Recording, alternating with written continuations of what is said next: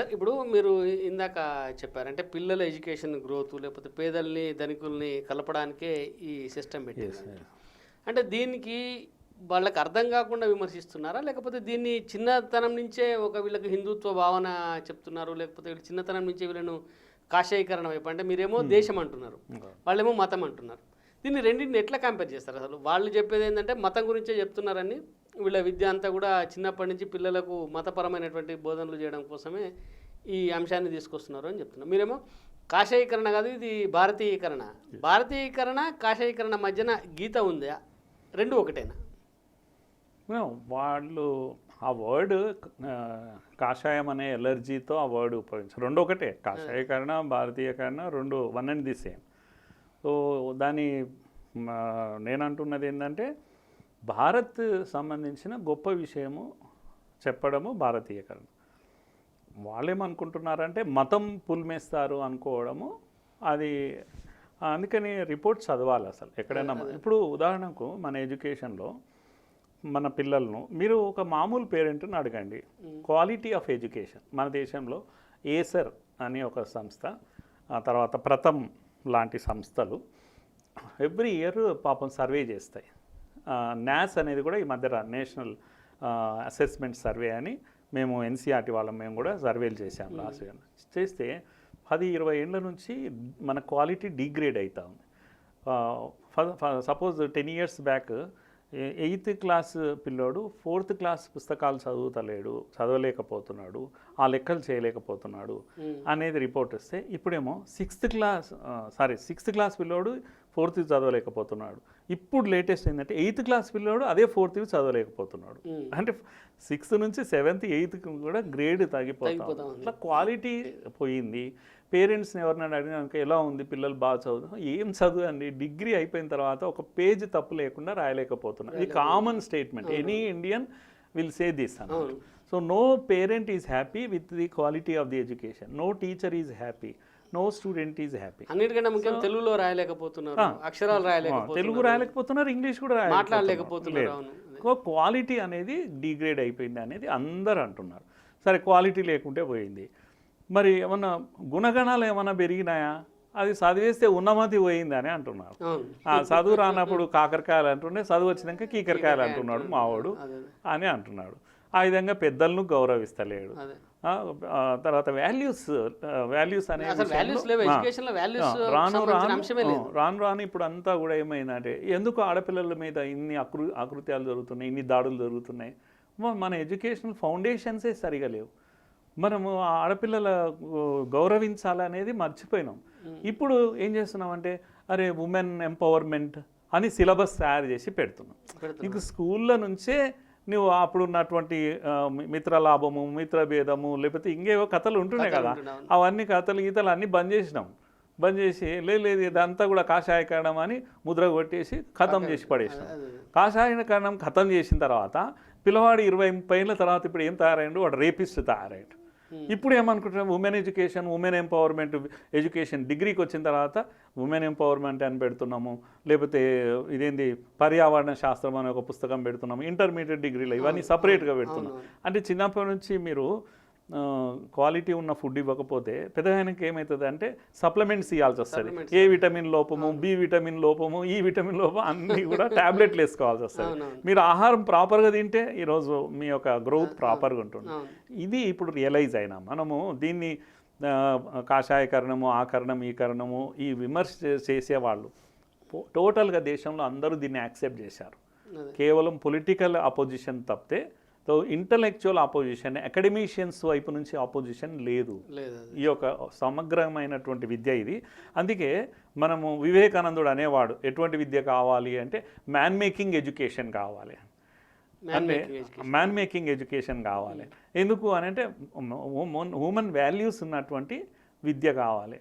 అటువంటి విలువలు నేర్పే విద్యను ఇప్పుడు మనము ఈ న్యూ ఎడ్యుకేషన్ పాలసీలో ఇస్తున్నాం. ఇది భారతీయకు సంబంధించినటువంటి విషయం కాదు. కనుక చైల్డ్ గ్రోత్లో హోలిస్టిక్ గ్రోత్ అని అంటాం. ఇంతవరకు ఏం చేసామండి, మన పిల్లల స్కూల్ పోగానే సరస్వతి పెడతారు, ఇప్పుడు కూడా పెట్టి ఇక లేకపోతే ABCD ఆ నుంచి స్టార్ట్ చేస్తారు. రీడింగ్ రైటింగ్ ఇది ఒక్కటే చేశారు, ఇంకొక పని చేయలేదు. కనుక పెద్ద అయినాక పిల్లలు దేనికి పనిస్తున్నారంటే పనికి మాలిన పిల్లలు అవుతున్నారని అంటున్నారు. ఇంటర్ డిగ్రీ అవుతుంది, ఏం ఉద్యోగం చేస్తావు అని. నేను ఉదాహరణకు నేను ఎంఏ చేశాను అనుకోండి, నన్ను అడిగినారు ఏం జాబ్ కొరకు ఏమైనా ఉంటే చూడండి సార్. ఏం చదివినావు నువ్వు? ఎంఏ ఇంగ్లీష్ చేసినాను. ఈ ఎంఏ ఇంగ్లీష్, నీ ఇంగ్లీష్ నాకేం పని ఇస్తుంది కానీ నీకు ఇంకేమైనా వస్తుందా అని అడుగుతుంది. నాకు ఇంకేం రాదు. పీజీ చేసి పోస్ట్ గ్రాడ్యుయేట్ చేసి రీసెర్చ్ చేసిన స్టూడెంట్ కూడా ఒక సింగిల్ సబ్జెక్టే చదువుతాడు, మిగతా ప్రపంచ జ్ఞానం లేకుండా తయారవుతున్నాడు. ఇప్పుడు ఈ 21st జనరేషను అలా ఉండడానికి వీల్లేదు. కనుక నీకు 10 సబ్జెక్టుల మీద నాలెడ్జ్ ఉండాలి, ఒక 2-3 సబ్జెక్టులు కోర్ సబ్జెక్ట్స్ ఉండొచ్చు. అందుకే ఇప్పుడు న్యూ ఎడ్యుకేషన్ పాలసీలో దీన్ని సమగ్ర విద్య అని అంటాం. సమగ్ర విద్య, సంపూర్ణ విద్య, స్టూడెంట్ యొక్క ఓవరాల్ డెవలప్మెంట్ అని అంటాం. 360 degrees డెవలప్మెంట్ జరుగుతుంది. కానీ న్యూ ఎడ్యుకేషన్ పాలసీలో నేను ఇంతసేపు చెప్పింది ఈసీసీ సిస్టమ్ ఏమో ఫౌండేషన్ అని. ఫౌండేషనల్ లిటరేసీ అండ్ న్యూమరేసీ అనే పదం దీంట్లో వినబడుతుంది. ఏంది ఇది అంటే 1, 2, 3, 4 తరగతులు అయిపోతుంటాయి. 10వ తరగతి బోర్డ్ ఎగ్జామ్, పాస్ ఫెయిల్ ఇంతే ఉంటుంది, లేకపోతే ఇంటర్మీడియట్. కానీ అట్లా కాదు, 3వ తరగతి, 5వ తరగతి, 8వ తరగతి ఈ 3 ప్లేస్లలో ఒక రకమైన స్క్రీనింగ్ టెస్ట్ జరుగుతుంది. ఈ టెస్ట్లో ఇది బోర్డు ఎగ్జామ్ కాదు, మళ్ళీ ఫెయిల్ చేసి కూర్చొని పెడతారా, ఇటువంటివి స్టార్ట్ చేస్తారు మెల్లగా. నో ఎవరిని ఫెయిల్ చేసేది లేదు, ఎవరిని కూర్చోబెట్టేది లేదు. కానీ 3వ తరగతి వచ్చాక పిల్లవాడికి ఈ 3 ఏళ్లలో, చిన్నప్పుడు 3 ఏళ్ళు ప్లస్ ఇది మొత్తం కూడా 5+3+3+4 సిస్టమ్ వచ్చేసింది. ఇది ఏంది ఈ స్ట్రక్చర్ అంటే వీళ్ళకు 3 ఏళ్ళకు ఒక స్కూల్, ఈ 3 ఏళ్ళకు ఒక స్కూల్ అలా కాదు, స్కూల్లోనే ఉంటుంది. కానీ పిల్లవాడి యొక్క బిహేవియరల్ చేంజెస్ వస్తూ ఉంటాయి, ఎమోషనల్ చేంజెస్ వస్తూ ఉంటాయి, ఏజ్ని బట్టి ఫిజికల్ గ్రోత్ కూడా పెరుగుతుంటుంది. కనుక ఆ ఏజ్లో ఉన్నప్పుడు ఏ కరికులం ఉండాలి, ఏం సిలబస్ ఉండాలి అనేది శాస్త్రీయంగా ఆలోచన చేసి పెట్టారు ఇప్పుడు ఈ న్యూ ఎడ్యుకేషన్ పాలసీ. దీంట్లో ఏం చేస్తారంటే 3వ తరగతిలో ఒక స్క్రీనింగ్ టెస్ట్ చేసి మినిమం లెర్నింగ్స్ జరిగిందా లేదా, అంటే మినిమం నేర్చుకోవాల్సినవి నేర్చుకున్నాడా లేదా. ఇంతకుముందు ఇది చూడలేదన్నట్టు. నేర్చుకోకపోతే ఎవరు బాధ్యత అంటే టీచర్ బాధ్యత. ఎందుకు నేర్చుకోలేదా, కనుక వీడు 3 దాటే లోపలనే వాడికి నేర్పించాల్సినవి నేర్పించి స్క్రీనింగ్ టెస్ట్ పాస్ అయినాక ముందుకు పంపిస్తారు. వీడి బాధ్యత అది, మినిమం నేర్వాలి, అంటే మ్యాక్సిమం లేవకపోయినా మినిమం నేర్వాలి. నెక్స్ట్ 5వ తరగతి అలాగే జరుగుతుంది. కనుక ఎంతైతే నేర్చుకోవాలో మనం ఆశిస్తున్నామో అంత నేర్చుకుంటాడు, గ్యారంటీ. ఇప్పుడు ఈ న్యూ ఎడ్యుకేషన్ మొత్తం దేశం మొత్తం మానిటరింగ్ జరుగుతుంది, ఇది ఆన్లైన్ మానిటరింగ్ జరుగుతుంది. మొత్తం దేశం అంతా కూడా అన్ని రాష్ట్రాల్లో కూడా పిల్లల యొక్క క్వాలిటీ లెవెల్స్ 3, 5, 8లలో ఆ స్క్రీనింగ్ టెస్ట్ ఏదైతే ఉంటుందో అది జరుగుతుంది. దీంతో ఏమవుతుందంటే దేశమంతా క్వాలిటీ పెరుగుతుంది. తర్వాత 6వ తరగతి నుంచి 12వ తరగతి వరకు ఏదైతే ఉందో ఇక్కడ పిల్లవాడికి మల్టీ డిసిప్లినరీగా తయారవుతాడు. ఇంతకుముందు ఏముండేదంటే కరికులం, కో కరికులం, ఎక్స్ట్రా కరికులం ఇలాంటివన్నీ ఆట పాట డ్యాన్స్కి మార్కులు ఉండవు. నీకు వస్తే పాడు, లేకపోతే లేదు. ఏదైనా ఫంక్షన్ రోజు పాడాలి. ఆట గ్రౌండ్ ఉంటుంది, ఆడితే ఆడు, లేకపోతే లేదు. అరే ఇప్పుడు కార్పొరేట్ సిస్టమ్ వచ్చినాక బంద్ చేయి, ఏం ఆటలు పెట్టినావు, పట్టుకరావా అని 6వ తరగతి నుంచే ఫౌండేషన్, ఐఐటి ఫౌండేషన్ అని చెప్పేసి లెక్కలు ఫిజిక్స్ కెమిస్ట్రీ చెప్పి ఇనార్గానిక్ గ్రోత్ అని అంటాం. అంటే గ్రోత్ అనేది సమగ్రంగా ఉండాలి. ఇప్పుడు ఉదాహరణకు పిల్లోడు పెరుగుతూ ఉన్నాడు అనుకోండి, తల పెద్దగా ఉంది, కాలు చేతులు సన్నగా ఉన్నాయి అనుకోండి, వీడేది ఇట్లా ఉన్నాడని అంటారు. కనుక తల ఏంది, హైట్ ఎంత ఉంది, దాన్ని బట్టి చేతులు పెరగాలి, కాళ్ళు పెరగాలి. దీన్ని సమగ్ర వికాసం అని అంటాం. ఇప్పుడు పిల్లోనికి ఇప్పుడు ఏమవుతుంది అంటే ఆటలు పాటలకు కూడా మార్కులు ఉన్నాయి. తర్వాత నీకు మ్యూజిక్ వస్తే నీకు మార్కులు ఉన్నాయి. ఇవి కాకుండా ఇంటిగ్రేషన్ ఆఫ్ వొకేషనల్ ఎడ్యుకేషన్ అంటాం. వొకేషనల్ ఎడ్యుకేషన్ 6వ తరగతి నుంచి స్టార్ట్ అవుతుంది. నీకు ఏదో ఒక స్కిల్ రావాలి, మెల్లగా ఏదో ఒకటి. నీకు కార్పెంటరీ వర్క్ ఉంటుంది, లేకపోతే ఎలక్ట్రికల్ వర్క్ ఉంటుంది, లేకపోతే ప్లంబింగ్ వర్క్ ఉంటుంది, లేకపోతే ఇంకేదో ఒకటి. ప్రతి స్కూల్లో కూడా కనీసం ఒక 3 నుంచి 5 సబ్జెక్ట్స్ పెడతారు. పిల్లవాడు ఒక్కటి నేర్చుకుంటాడు. ఏదో ఇంట్లో వాళ్ళు చెప్తుంది అదే. ఇప్పుడు వాళ్ళు కమ్యూనిస్టులు చేస్తున్న విమర్శ, లేకపోతే బయట వాళ్ళు చేస్తున్న విమర్శ ఏంటంటే వీళ్ళను కార్మికులుగా తయారు చేస్తున్నారు. ఇప్పుడు మీరు చెప్పే ఎడ్యుకేషన్ గతంలో కూడా ఉండేది. గతంలో మా స్కూళ్ళలో craft teacher, socially useful productive work అని SUPW అనేది ఉండేది. నేను స్టూడెంట్ ఉన్నప్పుడు కూడా సోషల్లీ యూస్ఫుల్ ప్రొడక్టివ్ వర్క్ అనేది ఉండేది. ఇప్పుడు అది కార్పెంటరీ నేర్పించారు. అవును. ఇప్పుడు ఏంటంటే విషయం ఏంటంటే ఇక్కడే కాదు, ప్రపంచం అంతా కూడా ఉంది ఇది. ఇప్పుడు మన దగ్గర ఇంటర్మీడియట్ పిల్లలు ఇంటర్ అయిపోయాక గ్రామాల్లో తిరుగుతున్నారు. ఎట్లా తిరుగుతున్నారు? లుంగి గ్యాంగ్ అంటాం, లుంగీలు వేసుకొని తిరుగుతున్నారు. వాళ్ళ నాయన కార్పెంటర్, మంచిగా టేబుల్ కుర్చీలు మంచివి తయారు చేస్తాడు, ఫర్నిచర్ సోఫాలు తయారు చేస్తాడు. వీడి ఇంటికి పోయి వాళ్ళ నాయన ఇట్లా చూస్తాడు. And moreover he looks down is parent. మా నాయన పనికిరానోడు గీ పని చేస్తున్నాడు, మరి నీకు వస్తుందా అది? నీకు కట్ చేయనీకి రాదు, ఇది చేయనీకి రాదు. సో ఇలా తయారైనరు. అందుకే ఇప్పుడు ఏం చేస్తారంటే పిల్లలు చెప్పులు కుట్టే పని టాల్స్టాయ్ ఫామ్లో గాంధీ ఏం చేసిందంటే పిల్లలందరితో అన్ని పనులు చేయిస్తూ చెప్పులు కుట్టడం కంపల్సరీ చేశాడు. గార్డెనింగ్ వర్క్ కంపల్సరీ చేయడం. సౌత్ ఆఫ్రికాలో స్కూల్ పెట్టి ఆయన ఎక్స్పెరిమెంట్ చేశాడు. ఆయన బేసిక్ ఎడ్యుకేషన్ అని గాంధీ ఎడ్యుకేషన్ ఉంది. ఇప్పుడు నరసింహారావు ఇక్కడ హైదరాబాద్లో పెట్టినాం మేము. నేను చెప్పాను ఇంతకు national council of rural education. మేము అందులో ప్రమోట్ చేస్తున్నది గాంధీ చెప్పిన బేసిక్ ఎడ్యుకేషన్. బేసిక్ ఎడ్యుకేషన్లో ఏముంటుంది అని అంటే ఎడ్యుకేషన్ ఇప్పుడు వరకు ఉన్నది అంటే కేవలం హెడ్ సంబంధించిన ఎడ్యుకేషన్, అంటే రీడింగ్ రైటింగే చేస్తుంది. Education is not only head, it is to head heart and hands. హృదయానికి కూడా ఎడ్యుకేషన్ కావాలి. అంటే దయ, దాక్షిణ్యము, ప్రేమ, ఇటువంటివన్నీ కూడా హృదయానికి సంబంధించిన ఎడ్యుకేషన్. ఈ ఎడ్యుకేషనే లేదు. అందుకే నువ్వు నేను లవ్ చేస్తావా లేదా, నేను చేస్తున్నా, చేయకపోతే యాసిడ్ వేస్తా అంటున్నాడు వీడికి. ఎందుకంటే you have not given that education. Kindness అనే ఎడ్యుకేషన్ నువ్వు ఇవ్వలేదు, వానికి ఎన్నడూ చూపించలే. ప్రేమ, అనురాగం అంటే ఏంది, అది కూడా ఎడ్యుకేషన్. సో న్యూ ఎడ్యుకేషన్లో ఏమవుతున్నాయంటే ఎమోషనల్ కొఫిషియంట్ పిల్లవాళ్ళకు. ఇప్పుడు మనం అవుట్డేటెడ్ సిలబస్లో ఉన్నామండి. ఒక మాటలో చెప్పాలంటే మన సిలబస్ అంతా కూడా 34 ఏళ్ళైంది మన విద్యారంగం మారక. 86లో రాజీవ్ గాంధీ ఉన్నప్పుడు నేషనల్ ఎడ్యుకేషన్ పాలసీ వచ్చింది. అప్పటి నుంచి ఇప్పటి వరకు 34 years old syllabus, outdated syllabus పట్టుకొని ఊగుతున్నాం మనం.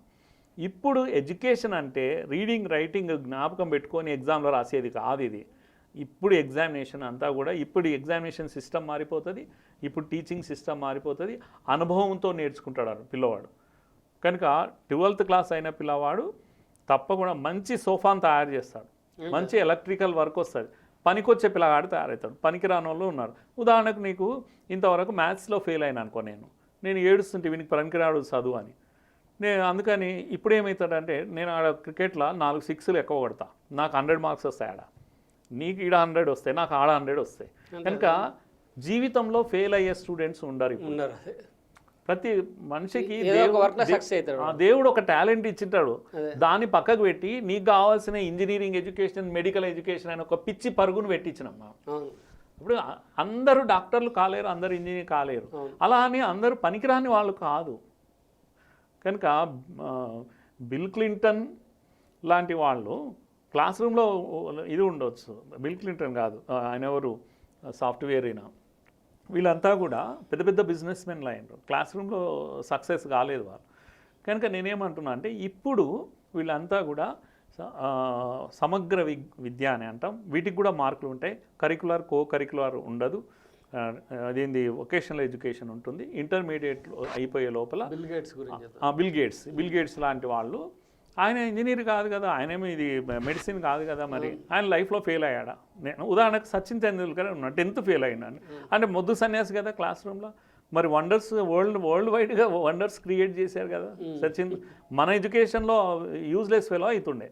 ఒకవేళ నువ్వు స్పోర్ట్స్ ఆయనంతగానో కొట్టుకుంటూ వెళ్ళిపోయిండు, వండర్స్ క్రియేట్ చేసిండు. కానీ నువ్వు ఇదే ఎడ్యుకేషన్లో ఉంటే ఫెయిల్ అంటే జీవితంలో ఫెయిల్ చేస్తున్నాం వాళ్ళని. కనుక ఇప్పుడు ఉన్న విద్యా విధానంలో స్టూడెంట్స్ ఎవరు. తర్వాత నేను ఇంతకుముందు చెప్పాను కదా, మనం ఓన్లీ ఐక్యూకు పరీక్ష పెడుతున్నాం, ఇంటెలిజెన్స్ కొఫిషియంట్ అని అంటాం. లెక్కల్లో మార్కులు వస్తే, ఫిజిక్స్లో మార్కులు వస్తే, ఇది ఐక్యూ లెవెల్స్ బాగున్నాయి పిల్లవాడికి. ఇప్పుడు దేశం అంతా, ప్రపంచం అంతా కూడా ఐక్యూకు వాల్యూ లేదు. ఇప్పుడు ఐక్యూతో పాటు నువ్వు మేనేజ్మెంట్ స్టడీస్ చేస్తే, ఇప్పుడు పెద్ద పెద్ద సీఈఓలు మన వాళ్ళందరూ కూడా ప్రపంచవ్యాప్తంగా, సత్యనారాయణలో ఉన్నాడు, లేకపోతే సుందర్ పిచాయ్ ఉన్నాడు. ఎస్, అందరు కూడా మేనేజ్మెంట్ ఎందుకు తీసుకుంటారంటే మేనేజ్మెంట్ ఉంటేనే నువ్వు సక్సెస్ అవుతావు లైఫ్లో.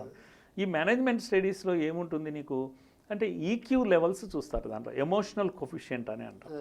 నేను మీతో మాట్లాడి 4 మంచి మాటలు మాట్లాడి మిమ్మల్ని మెప్పించి నా పని చేయించుకోవడం నాకు తెలిసి ఉండాలి.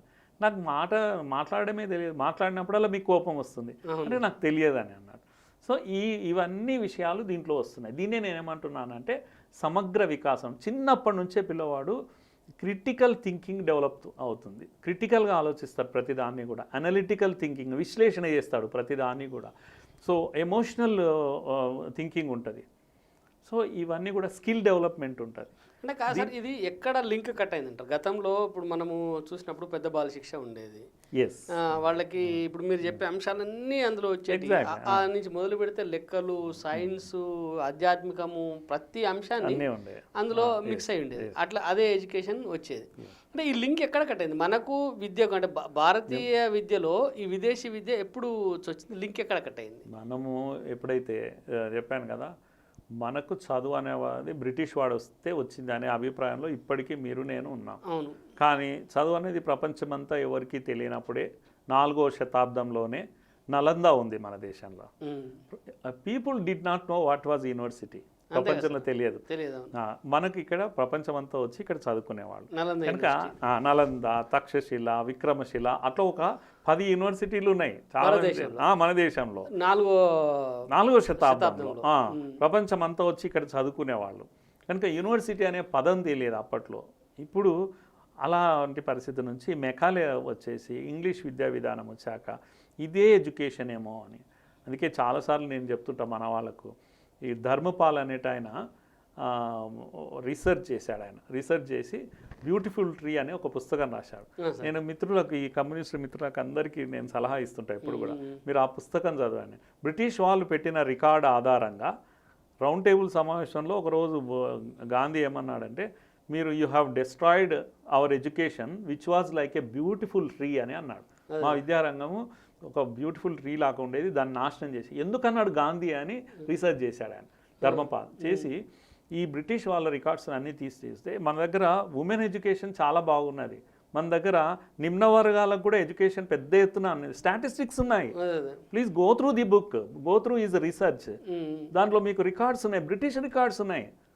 కనుక మనకు అభిప్రాయం ఉందంటే ఇక్కడ ఈ దేశంలో నిమ్న వర్గాలకు ఎడ్యుకేషన్ లభించలేదు, లేకపోతే ఉమెన్కి ఎడ్యుకేషన్ అందరికీ. ఇప్పుడు మీరు చెప్పేదంటే అంటే గతంలో కొద్దిగా పోతే ఈ విమర్శలలో బ్రాహ్మణీయ విద్య, బ్రాహ్మణీకరణ, విద్య బ్రాహ్మణీకరణ అంటే 4-5 అంశాలు చెప్తా ఉన్నారు వాళ్ళు. ఒకటి విద్య కాషాయీకరణ, విద్య మతాతీకరణ, విద్య బ్రాహ్మణీయకరణ. అంటే ఇట్లాంటి కొన్ని పదాలు చెప్తా ఉంటారు. బ్రాహ్మణీకరణ విషయం వచ్చేసరికి ఏం చెప్తారంటే, గతంలో బ్రాహ్మణులు ఎవరిని వేరే వాళ్ళని విద్య చదవనిచ్చేటోళ్ళు కాదు, కేవలం బ్రాహ్మణులు మాత్రమే చదవాలి. ఇప్పుడే అట్లాంటి విద్యను వీళ్ళు తీసుకొస్తారు కాబట్టి విద్య బ్రాహ్మణీకరణ అవుతుంది అనేది ఒకటి. మీరు చెప్పిన అంశాలు సైన్స్ గురించితో పాటు ఆధ్యాత్మికం చెప్తాము, లేకపోతే హృదయానికి సంబంధించినటువంటి అంశాలను చెప్తాము అని చెప్తున్నారు. దాన్ని వెంటనే మతపరమైనటువంటి విద్య అని లేదు. ఇంకొక అంశము ఏదన్నా అంటే ఈ దేశం మీద జరిగిన దాడుల గురించో లేకపోతే ఇక్కడ ఉండే అంశాల గురించి చెప్పాల్సి వచ్చినప్పుడు దాన్ని భారతీయకరణ, కులాలను తీసుకొస్తున్నారు, మతాలను తీసుకొస్తున్నారు. వీళ్ళు నిమ్న వర్గాలు అట్లనే ఉండాలి, వీళ్ళు అగ్రవర్ణాలు పెద్దగా ఉండాలనే విషయాన్ని వీళ్ళు చెప్తున్నారనే విమర్శలు వస్తుంది. దాన్ని ఎట్లా మీరు అంటే ఇప్పుడు దీనికి జవాబు ఒక జవాబు ఏంటంటే, 474 పేజ్ ఉన్నటువంటి Kasturi Rangan, the great scientist, renowned scientist in the world, ISRO chairman రాసినటువంటి రిపోర్ట్ ఇది. ఆయన కింద 8 మంది మొత్తము 8 మెంబర్స్ టీమ్, వాళ్ళ హిస్టరీ కూడా చదవాలి అందరు. All of them are noted educationist, noted scientist.